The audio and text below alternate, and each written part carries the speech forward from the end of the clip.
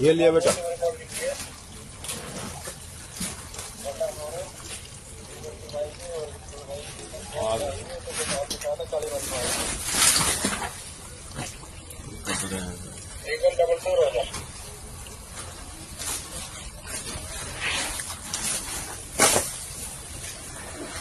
करने से लाइट इस पर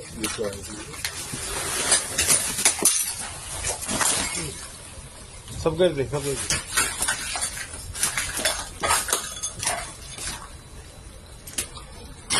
दे। ये भी लिया। महात्मा गांधी में आग लग रही है भाई, वहां लिया।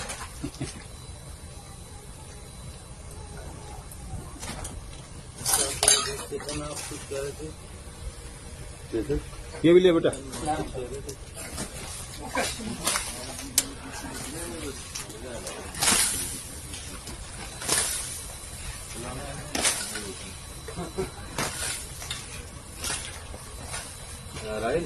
ने हमारा प्रस्ताव पढ़ लिया है।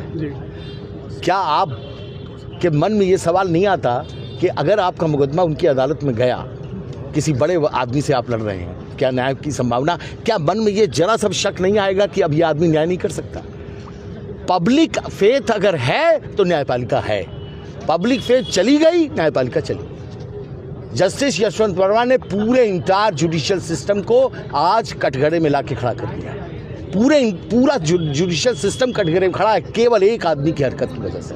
इसलिए जस्टिस वर्मा का इलाहाबाद में आना हम विरोध कर रहे हैं। हम किसी करप्शन के फेवर में नहीं है। करप्शन कोई करे उसके अगेंस्ट में बार एसोसिएशन खड़ी है। अगर वो जज हैं तो हम उनके खिलाफ खड़े हैं। हाई कोर्ट में उनकी कंटिन्यूएंस एज ए जज is injurious to the health of judiciary. Judiciary का पूरा स्वास्थ्य प्रभावित है। कैंसर है वो इस जुडिशियल सिस्टम के।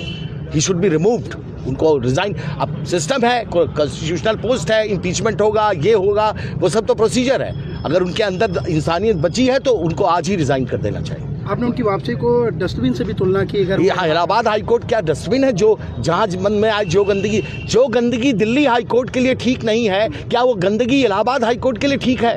क्या हम डस्टबिन हैं? क्या कूड़ेदान है Allahabad high court? Allahabad high court कूड़ेदान नहीं है। यहाँ भी हमें ईमानदार लोगों की ज़रूरत है। हमारे अपॉइंटमेंट के मैटर 2 साल से पेंडिंग है। लिस्टिंग की प्रॉब्लम सबको पता है।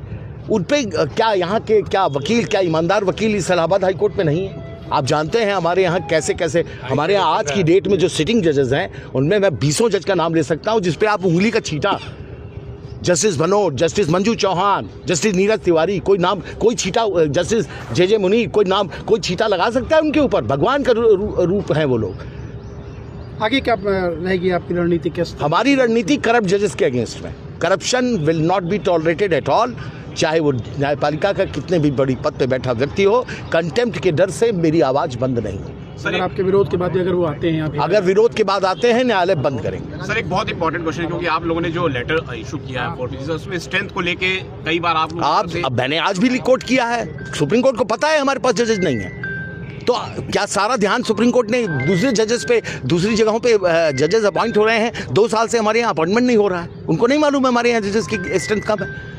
लिस्टिंग की प्रॉब्लम जब high court, supreme court note कर रही है कि यहाँ कोलैप्स हो रहा है, लिस्टिंग नहीं प्रॉपर हो पा रही है, जज सुनवाई नहीं हो पा रही है, तो क्या उन्हें ये नहीं मालूम इसके पीछे कारण क्या है? इसके पीछे कारण है 160 की स्ट्रेंथ है।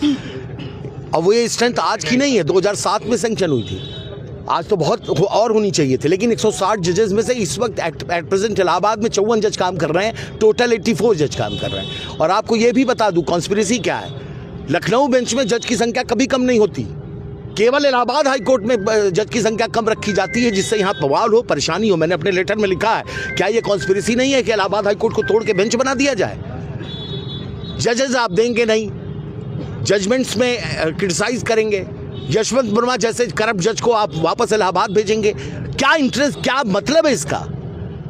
आप क्लोज डाउन करना चाहते हैं, इलाहाबाद हाई कोर्ट की बेंच बनाना चाहते हैं, यही पर्पस है। और क्या पर्पस हो सकता है? इतनी बड़ी संख्या में कैश मिला है, लोग कैसे विश्वास अब बनेगा? विश्वास बन ही नहीं सकता।